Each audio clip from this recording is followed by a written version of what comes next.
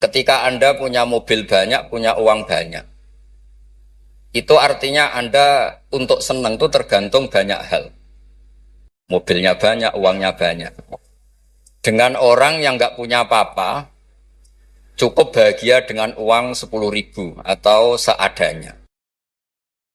Logika yang dibangun adalah keren mana orang yang untuk bahagia butuh banyak hal dengan sedikit hal. Ini ku pinter putih. Pinter sing bahagia dengan sedikit hal. Itu cara kita bernegosiasi dengan zaman yang seperti ini. Kalau sering nasihati santri-santri sing teng kampung-kampung. Kon ketemu pangeran sowan gowo Alphard songo, gowo mobil miliar, gowo uang miliaran. Dengan sowan pangeran gowo sujud, yang mesti dibenarkan Allah itu pasti sujud. Nah sekarang itu niki wonten niki majelis mas saya ini wonten babat. Lalu sering menghindari dari acara-acara publik bukan karena apa-apa. Supaya orang itu terlatih nyaman dengan Allah Subhanahu wa taala. Kulo niku termasuk kalau boleh kulo sering cerita Mbak kecewa kulo ora boleh kecewa. Wong ape mulya wae ngenteni ngomong ning panggung, wong ngaji kok ngenteni ning panggung diundang. Itu biayanya mahal. Riyen mboten kiai ikhlas zaman Mbah Fayumi, Bude kula Mbah Hanid iku ketemu ngaji ana wong takok ya ngaji. Sakniki ngaji niku panggung, sound sistemnya rapik, kiyaine kecewa. MC-ne maklaran yang kecewa. Repot. Beragama itu menjadi mahal. Kulo nu sering ditanya sama sebagian gitu, kenapa Gus Jinan tidak jaga protokol dalam ilmu? Kulo cerita, dulu Rasulullah Shallallahu Alaihi Wasallam, niku melampah-melampah, gimana melampah-melampah? Niku tiang biasa nyegat di tenggalan. Ada perempuan imro'atun min khos'am. Niku Nabi pas masih berkendara, masih di atas unta. Ya Rasulullah, inna faridotawa ala ibadi adrokat abi syekhon kabiron. La yastatiu ayastamsika ala rohila. Wa fi riwayatin ayasbuta ala rohila. Niku mboten terus Nabi tersinggung. Kok ninggalan, sowan, nggo gula, mboten nenten. Kulo nu sering lampah-lampah teng pasar pandangan kalian anak kulo sering ketemu ibu-ibu ditakoki, "Gus, beneran ketemu jenengan badhe sowan?" "Kowe apa? Badhe tanglet." Anak kulo nu istikhadah. Senang kene ae gak repot. Jawab kalian ngadeg-ngadegan. Nak ke latihan kok Mas Umar Faruk mboten saged mutolaah riyin. Gayane ngongkon sopan wong ya asline ya mutolaah sik nih. Niku jelas di jalan. Ya Rasulullah, jenengan ibadah haji, sayang bapak kula niku pun lumpuh. Tidak bisa ikut haji. Apa saya bisa menghajikan beliau? Jawab Nabi, na'am, ya bisa. Semenjak itu dikenal ada dua haji amanah. Satu orang yang sudah meninggal, kedua yang masih hidup tapi nopo lumpuh. Disebut hajjul ma'dud, hajinya orang lumpuh. Dan saya di mana-mana kampanye ini supaya ada kesadaran kalau secara teori nggak mungkin haji, niku saged diamanahkan meskipun belum nopo meninggal. Itu disebut hajjul ma'dud. Nah untungnya begini haji ma'dud. Niki wonten majelis Dewan Masyaikh. Sekarang tuh fatwa itu kalau nggak punya otoritas tuh nggak didengar. Rodok ruwet. Kalau jenengan kadung meninggal, itu kalau tidak niat haji, tetap sama Allah ditulis tidak haji. Meskipun anak cucu jenengan menghajikan. Karena menghajikan orang yang sudah meninggal dan tidak niat haji itu hanya untuk mengesahkan warisan. Karena sebagian warisan ini harus digunakan untuk apa? Haji. Tapi kalau jenengan masih hidup dan lumpuh, nggak mungkin haji. Jenengan berkontribusi niat. Wes jong kairiku tua iku dol go kajiku. Innova iku dol go hajiku. Dia ikut berkontribusi. Lalu kalau sering kampanye monggo kalau masih hidup tidak mungkin haji, ikut memutuskan sekarang juga haji. Namanya hajjul napa? Ma'dud. Sehingga jenengan ikut komitmen niat dan ikut memutuskan. Niku riyen nggih namung nuwun kan cerita. Mbak cerita, Mbak Fayumi ikhlas, Bu Yohanit ikhlas. Niku Nabi ketemu tenggalan gitu takok. Ora usah ngenteni bahsul masail terus untuk sangu, untuk podium, untuk panggung. Ruwet kerepotan. Nah dulu bahsul masail itu hanya untuk diskusi mas'alatun muhtamilah. Satu keputusan fikih yang memper kanan, memper kiri itu memang butuh diskusi. Karena memang ada kemungkinan A, kemungkinan B. Kalau nggak perlu diskusi, memang kaulan wahidan itu dulu ya seketemunya dijawab. Saya beri contoh Mas Faruk supaya sampean ngaji ini tambah tahqiq. Misalnya begini, saya ini kalau sama Gus Mail, Mas Mail, yang harus hormat siapa? Kalau menurut struktur keluarga kulo ini pernah nom. Tapi nak nggak struktur umur, ambek mau jadi pengurus besar mau jadi ini. Ya mbak sing hormat kulo. Lalu yang dipakai yang mana? Struktur umur, apa struktur keluarga, apa struktur alim? Karena kita pasti punya status di bab alim, alim ini, di bab umur bagus ini. Terus sampean ketemu wong melarat. Wong melarat itu fadilah luar biasa. Wong sugih fadilah dermawannya biasa. Kalau dua orang ini ketemu yang harus hormat siapa? Sing melarat hormat wong sugih hormat wong melarat. Boten saged nak jare bapak kula ngeten, ana wong melarat tuh matur teng bapak. Enak udah di wong sugih. Poso ora usah kerja, setengok-tengok ning omah ngenteni maghrib. Nah wong melarat tuh wis poso, macul, buruh. Repote koyo nopo? Terus wonten wong sugih, sing jawab yang sugih. Enak wong melarat biasa ramangan. Wong sugih kuwi esuk pecel, awan rawon, sore sithik nyate. Jadi yang ditinggalkan banyak. Nah sampean kan biasa ramangan. Lha iku jenenge muhtamil. Setelah didiskusikan ternyata sama-sama repot. Nah itu yang perlu musyawarah Mas Wan. Ada masalah yang muhtamilah. Karena memang kita tidak bisa menjawab dengan kaulan wahidan atau dengan al-mansus. Nah, dulu, ini cerita dulu. Ada ibadah-ibadah yang mujma' alaih sah. Misalnya kita kalau sujud kan dilatih umirtu an asjuda ala sab'ati a'zumin. Al-jabha wal yaden wal rukbaten wal kodamen. Al-jabha 1, yaden 2, rukbaten 2, kodamen 2, berarti 7. Kalau Anda sujud melibatkan anggota 7 itu disepakati apa? Sah. Tapi ulama dulu zaman Imam Syafi'i, beliau zaman ngarang Al-Um, itu sudah ngeper. Wa yahtamilu ayyasihas sujud bil jabhati faqat. Li'anna nabiyya da'a fi sujudi sajata laka wajhi. Walam yaskur al-yaden warubbaten wal kodamen.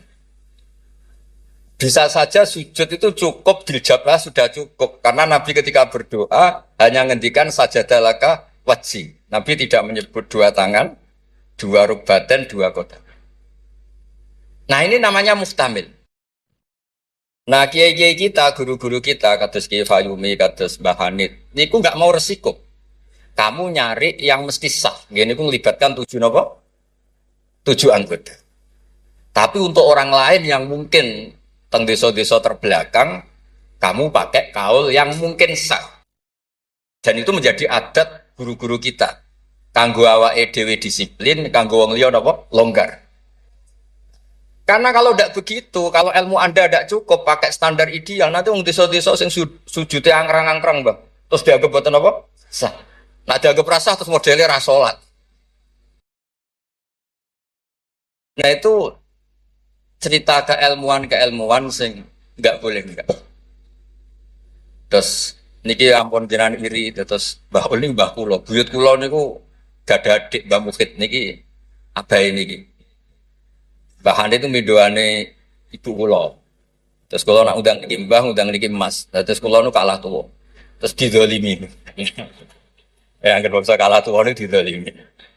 Soale dipek menangi dhewe. Ngundang niku mboten nggih jenenge Mbah. Awas ora teko. Faruk mboten ngefek alumni kados Mas Adam, Mas Wahid dari alumni sen mboten ngangkat. Mboten terdaftar teng Loh Mahfud. Tapi nambah niki masyaallah. Mboten nate ngekeki undangan pokoke awas wingi ketemu kula teng Lasem. Wis mbok catet tanggale. Ya memang isane mbah ini mau ngamuk. Ceritanya kunane kuno ngoten. Tetes berfikih, berislam berfikih itu harus luas. Karena kalau tidak luas itu kita jadi yang repot. Misalnya ngeten saya beri sekian contoh yang fikhun muhtamilun. Ada beberapa teori kan ada usul fikih, ada kaidah fikih, juga ada fikih mateng. Misalnya jihad. Jihad itu diterangkan di kitab I'anatul Talibin itu wajibnya karena apa? Fardul wasa'il lal maqasid. Untuk supaya kita tidak dihinakan musuh itu memang kita harus kuat. Dulu gak kebayang zaman Belanda datang ke kita kalau kita tidak jihad dengan makna angkat senjata. Tapi setelah era modern ada diskusi, ada dialog. Jihad seperti itu sudah enggak, tapi adu argumentasi. Sehingga kitab I'anah mengatakan fardul wasail itu tidak bisa menjadi hukum permanen kalau sudah hasolal maksud. Kalau Anda ingin mengangkat Islam, dulu itu ya karena musuhnya pakai senjata, kita pakai senjata. Kalau sekarang kan enggak, era modern, ada diskusi, ada argumen, masuknya di ayat qul falillahil hujjatul baligh. Allah itu selalu agamanya dibela logika yang mapan. Saya punya sekian contoh cerita tentang logika. Dulu awal-awal Rasulullah dakwah itu mengajak ila ilahin wahid. Kata orang-orang kafir, aja'alal alihata ilaha wahida innaha adalah syai'un ujab. Muhammad itu aneh, problem kita banyak, masalah kita banyak kok Tuhannya satu. Apa cukup untuk menyelesaikan problem kita? Jadi dulu orang Arab tuh mirip orang Cina. Ini Tuhan bagian hujan, bagian petir, bagian BPKB, bagian gadean itu Tuhannya beda-beda.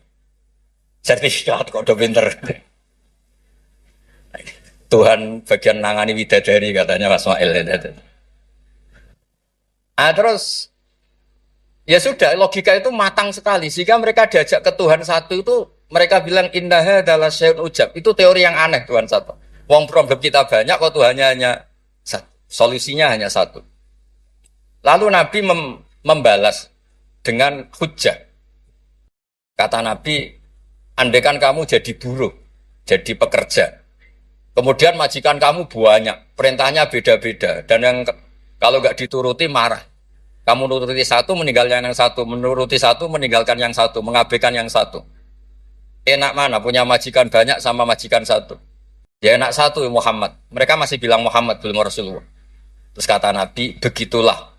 Warabbukum sayyidukum. Tuhan kamu itu Tuhan kamu. Kalau banyak-banyak, kamu yang bingung. Ya sudah, Tuhannya satu aja. Itu hujjah, bukan pakai pedang, bukan pakai kekerasan. Akhirnya menjadi ayat darabawu matalar rajulan fi syuraka mutasyakisuna wa rajulan salamal lirajul. Bagi hal yastawiyani masalah terus kata Allah alhamdulillah. Nah, sehingga kalau kita ngaji mu'in ya ngaji ana sehingga ngerti jihad itu wajibnya itu fardul wasail lal maqasid.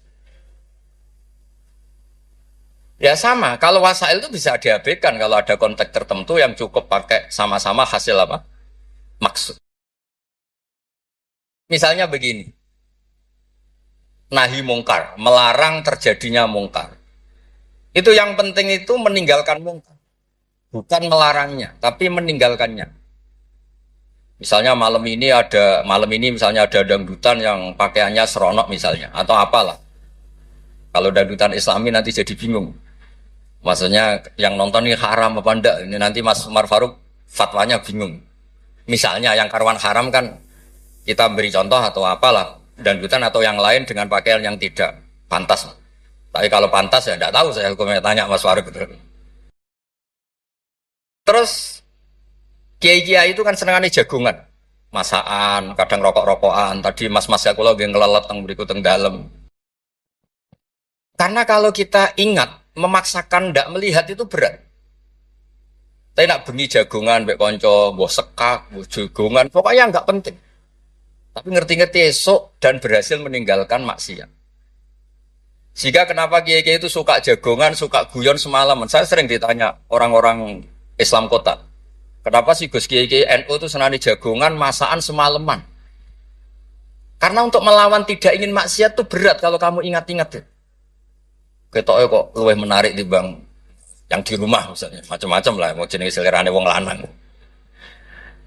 Tapi nak terus ditinggal masak terong terus ngopi-ngopi ngelelet pokoknya apa lah ngerti-ngerti esok maksiatnya wis bar. Itu lebih gampang. Itu namanya al-inkifaf anil ma'asi.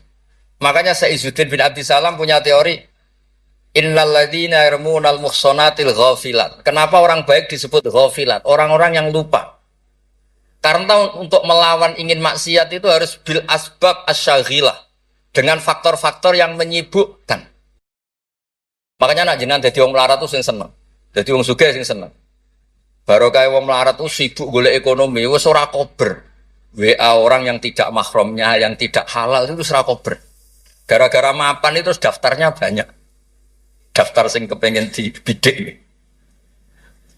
Artinya anggap saja dalam kefikiran itu ada asbab, ada sebab sing dadekno sibuk tidak maksiat. Ketika Anda kaya, anggap saja ada sebab yang menjadikan Anda bisa dermawan. Nah, ilmu seperti ini di pondok mulai gak dipelajari. Jadi kalau suwon, kalau bolak-balik matur. Kenapa baik sama banyak orang? Kalau nu sering nonton tonggo-tonggo mati, kalau sering cerita, kalau sering lepas jenazah tonggo-tonggo mati. Dia niki jenazah saya sangat. Bojone nganti protes. Apa lek Gus bojoku suwengi-suwengi ku ndelok TV. Suwengi-suwengi bar ndelok TV ya turu ngorok. Kok jenengan puji-puji apik.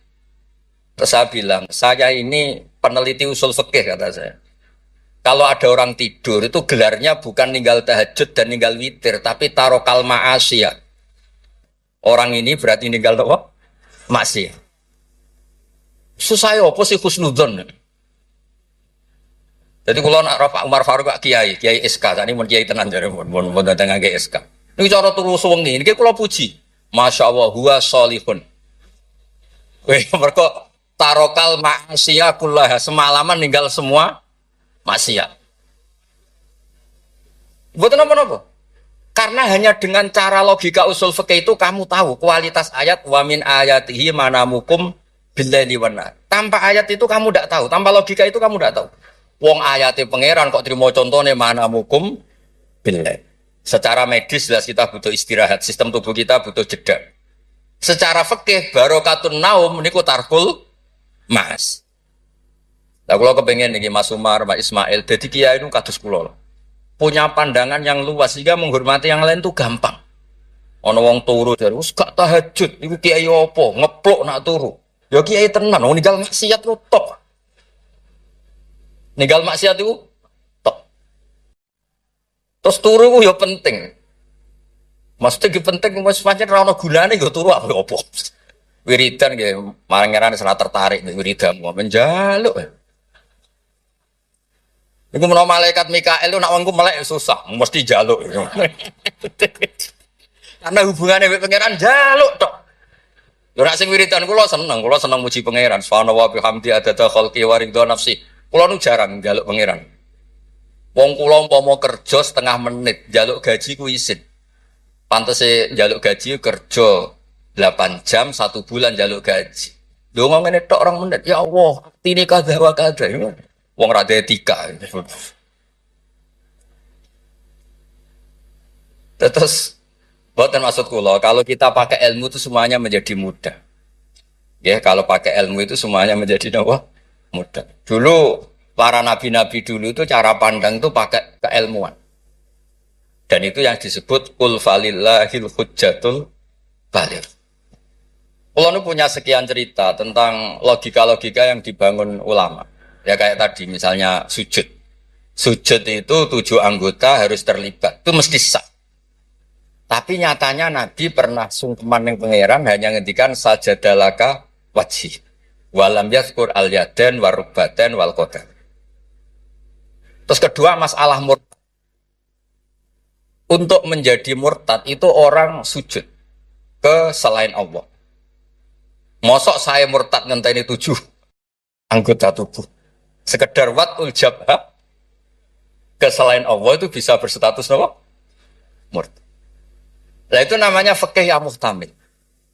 Tapi guru-guru kita meskipun bacaannya banyak tetap mengajari kita sujud yang tidak resiko. Gini ku pakai 7 apa? Tapi jagani wong desa-desa sing mungkin lagi latihan Islam cara ibadah buatan apa sempurna. Di kalau cerita logika. Nabi Ibrahim alaihissalam, Nabi Musa, Nabi Isa. Niku kadang-kadang nyuwun sewu, saking senenge pangeran, niku pangeran yo diwarahi. Tapi buatan krono ngelama, buatan nggih saking senenge. Tapi barokahnya itu lahir fikih-fikih yang sekarang diwarisi umat Rasulullah Shallallahu Alaihi Wasallam. Bapak kula nu sering nak didik kula ngeten. Kancanan wong fasik ku haram. Wong mare katut nakal. Tapi nak diwalik, bina wong fasik iku apik. Iso bina nak kancanan. Iku pun mulai senam otak tak baleni malih. Sampeyan kancanan wong fasik itu enggak boleh. Nanti ketularan apa? Fasik. Tapi kalau bina orang fasik boleh ndak? Bina loh. Boleh kan? Bisa sunat, bisa wajib. Tapi kok iso bina nak kancanan. Meskipun agak berjudi sing katut sapa? Nah, sing katut apa sing soleh dadi fasik, apa sing fasik dadi soleh. Nah, dan seperti itu muhtamilun. Karena kita mau hukumi sunat, jebule sing soleh dadi fasik. Ngukumi haram ternyata banyak dari pertemanan ini sing fasik dadi soleh. Ada hal-hal yang kita tidak perlu ngambil keputusan karena ini nanti diuji di lapangan. Sebab itu Nabi itu nggak pernah ngambil kesimpulan baku di hal-hal yang sifatnya apa? Sosial. Ayat fa'fu anhum wasfah ya banyak, ayat tegas ya banyak, ayat setengah tegas, setengah nggak tegas ya banyak. Karena di bab-bab sosial itu ada muktadul hal, ada kondisional. Nah ini yang masalah-masalah sing wau didawakan Mbak Fayumi, Mbak Hanit itu seneng ilmu. Ya sejarah agak unik tentang keluarga kulo. Ibu kulo namanya Yohanit. Yohanit itu nama ibunya Nabi Musa. Kebetulan punya mbak Minduan namanya Yohanit juga mondok. Mondok teng Joso terus mulai niku disenengi mbah kulo. Terus rabi terus Mbak Ul. Buyut kulo. Terus badhe Mbah Mukhid wafat angsal Mbah Fayumi. Terus Mbah Hanit riyen nak cerita kulo, aku di bojo loro iku ahli falak kabeh. Riyen Mbah Mukhid enggak ahli falak, Mbah Fayumi ahli. Modele anake bebo ora krungu nek diceritani alime bapak es. Kok wedi kon niru. Kula roh lah kelakuane Gus-gus kula roh apal. Jadi agar diceritani alime abae iku bebo tawadhu, bebo kon niru apa tadi. Terus kula suwun lah di bab-bab tertentu itu baca itu harus banyak. Kula gadah kitab namanya Khilyatul Auliya. Niki cerita terakhir kula.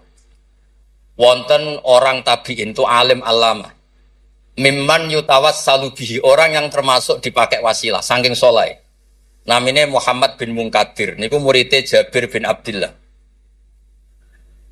Niku nak wonten tiang fasik mati. Tiang fasik mati misalnya nyuwun sewu ana wong kok mati oplosan niku kesusu nyolati.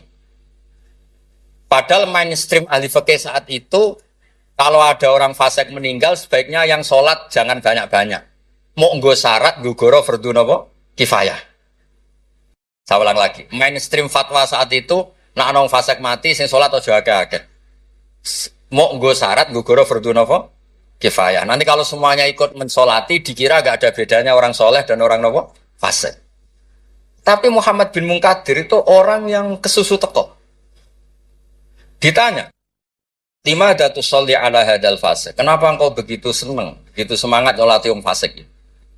Jawabannya unik, di luar dugaan banyak orang. Kok apa? Jawaban itu. Inni astahyi minallah. Ayya'lama minni anna qudratahu ta'jizu an ahadin min khalqih. Itu yang dipakai Kiai Jawa. Aku iku isin mbek pangeran. Nak delok wong fasik kemudian Allah melihat hati saya seakan-akan Allah itu pasti tidak maafkan dia. Jadi intinya beliau datang itu sebagai kepastian tauhid beliau sendiri bahwa maghfiratuhu wasi'at kullase wa rahmatuhu bi'ammat kullase. Lagi NU Kiai Jawa gitu, ketemu wong fasik ya tidak mau nih saja sekarang fasik nanti soleh. Yang sekarang soleh ya naudzubillah min dzalik saja suatu saat tidak soleh. Wong barang sosial ora mesti kabeh. Kayak apa dulu Umar ingin bunuh Nabi tapi malah dapat napa? Hidayat. Kayak apa Khalid bin Walid, panglima yang menjadikan orang Islam kalah di perang Uhud. Akhirnya juga jadi orang napa? Soleh. Jadi intinya itu Kiai Jawa itu tahu itu sehingga beliau ini kancanan nyun sewu wong fasik ya tenang ae. Tapi dalam konteks bina, sama lagi dalam konteks bina bukan melegalkan. Sama lagi dalam konteks bina bukan melegalkan. Karena Allah bisa saja mandu dia menjadi orang soleh. Bukan seperti orang lain setiap orang fasik dikafirkan, difasikkan seakan-akan tidak ada